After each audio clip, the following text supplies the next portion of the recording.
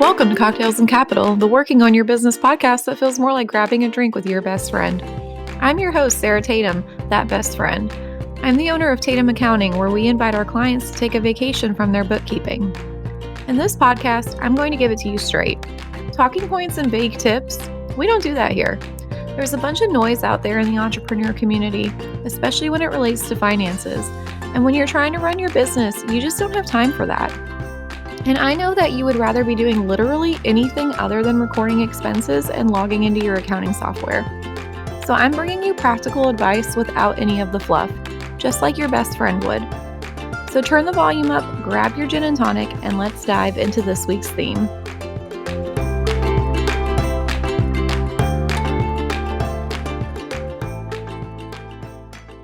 Hi, welcome to episode 28 of Cocktails and Capital. Today we're going to talk about how I reverse engineer my money goals. Now, what the heck does that mean? I'm going to tell you. So, let's get kind of into what exactly reverse engineering of your money goals is. So, a lot of people will start setting any goal. It doesn't have to be a money goal. Success goals, future goals, couples goals, whatever you might have. A lot of people start with the steps that you need in order to get to that goal. What we do when we reverse engineer our goals is we start at the very end, at that finish line. We figure out what exactly we want that finish line to be, where we're going to start with it, what the milestones we're going to use to achieve those goals are, and the actual method that we're going to use to engineer those goals. So that's what we're going to cover today. In other news, when you're listening to this, I am still in Europe. I'll be in Germany at this point, so that's super exciting.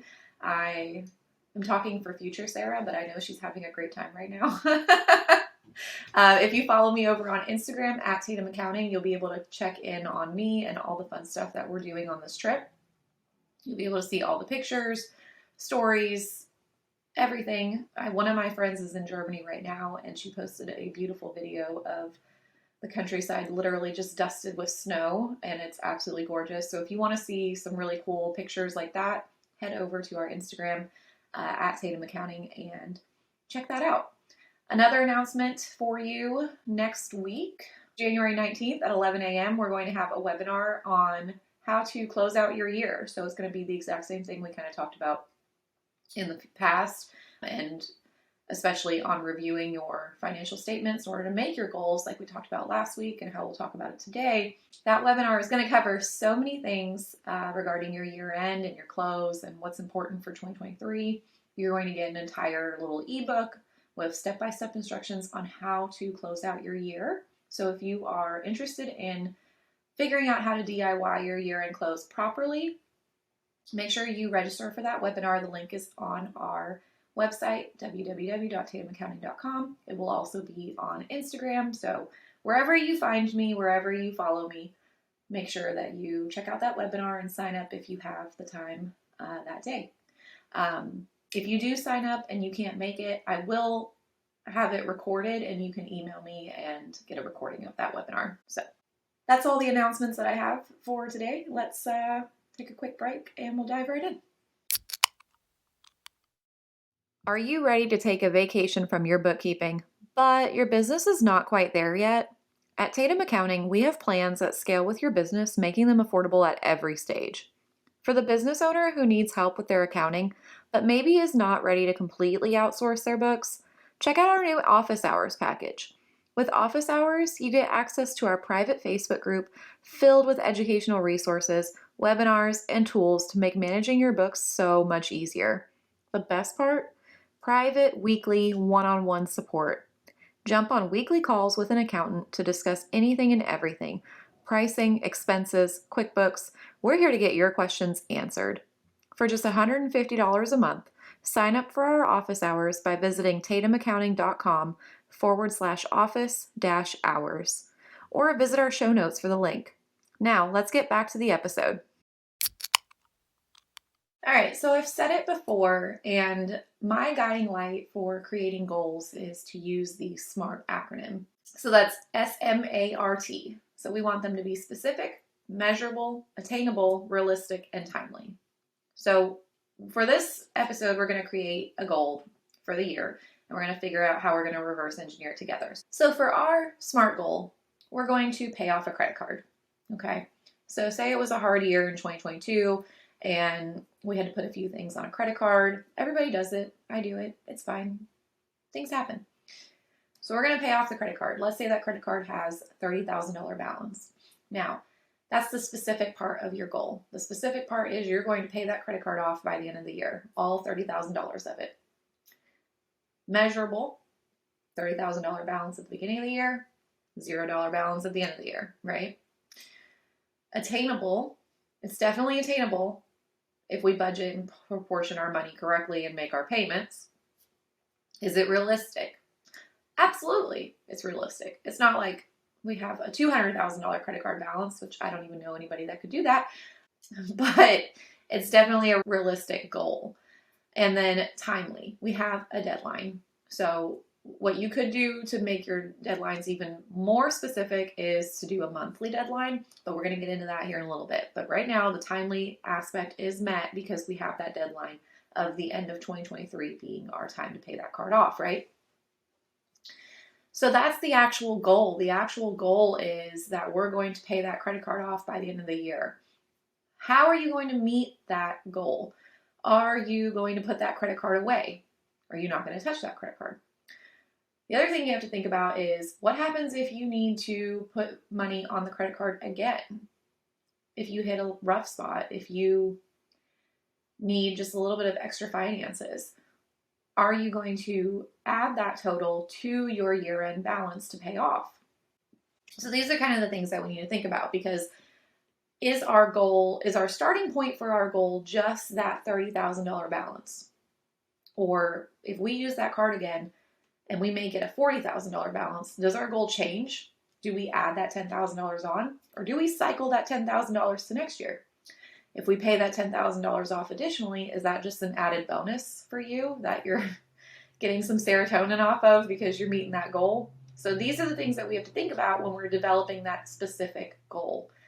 Think about all the parameters that could affect you not achieving that goal and put them into the specificity of your actual goal when you develop it. So we're starting with that $30,000 credit bill. And again, that's our starting point. You've taken into account all the other factors that might go in. Your starting point for you might be higher. But for me, for this example, it's going to be just the $30,000. I'm going to stash that credit card away. We're not going to use it for this year. It's got a high enough balance. We don't need any more stress. It's going away in the safe. Lock it up. Let it cool down a little bit. So the next step is going to be the method. How are you going to pay off this credit card? Do you have the cash flow now in order to pay that card off? If you don't, do you need to increase sales? Do you need to increase the price of your service packages? Do you need to increase the price of your products? Do you need to maybe target a new market of client in order to increase that revenue?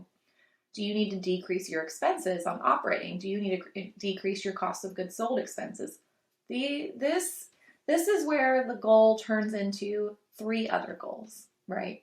We want to pay off that $30,000 card, but then as you're kind of trying to plan how you're going to pay off that card, now you've got a revenue goal developing. You have an expense reduction goal developing.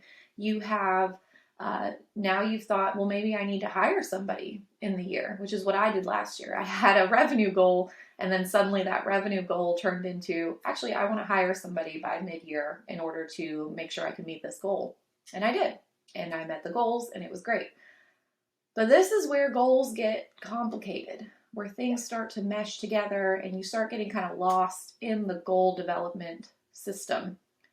So while you're developing your goals, try to limit it to, like we talked about last week, the 3 annual goals. I know it's super, super easy to get caught up in making yourself all these goals and making yourself these things at the beginning of the year that you can kind of look at and look forward to and achieve. But at some point, you overwhelm yourself with thoughts of the future and thoughts of those goals. And if those goals don't work out, then it's just a huge bummer. And you lose your motivation for the year. And so what you want to do is limit those goals to the 3 and just set your milestones and keep track of them. If you want more goals, make them quarterly, make them monthly, but don't make more than 3 annual because you're just going to overwhelm yourself and overload your brain. And we do not want an overloaded brain this year. Speaking of the milestones, that's going to be the last thing that we look at when we reverse engineer those goals. So to kind of recap on the reverse engineering here, typically with a goal, you would start with the milestones and you end up at the end goal. Reverse engineering, we're starting with the end goal, we're ending with the milestones. So for this $30,000 in credit card debt, our milestone could be $2,500 a month paid off. That would be getting you to $30,000 for the card at the end of the year. The other thing you could do is you could break it up quarterly and set your milestones. Your milestones should be what gives you that little serotonin boost every now and then so that you know you're achieving this goal. It's the thing you want to track in order to make sure that you're on track. So it could be $2,500 a month on payments. It could be that you've reduced the balance a certain amount each quarter. It could be higher than $2,500 a month in payment. You could give yourself a little extra if you pay off the balance early. So there's all these factors that go into this goal, but the two most important ones for reverse engineering, start with your end goal and then figure out your milestones on how you're going to get there. Okay, I hope that makes sense. I hope that's super helpful. I know this was a little bit of a quicker episode this week, but it's kind of a quick topic. So I hope you guys have some goals in mind that you're setting for yourself. I would love if you would share them with me on Instagram. Tag me in your goals. Tag me in this episode. Share it on your stories and tag me if you loved it. Leave us a review. Subscribe. All the things. Stalk me on Instagram. And I'll see you guys here again next week.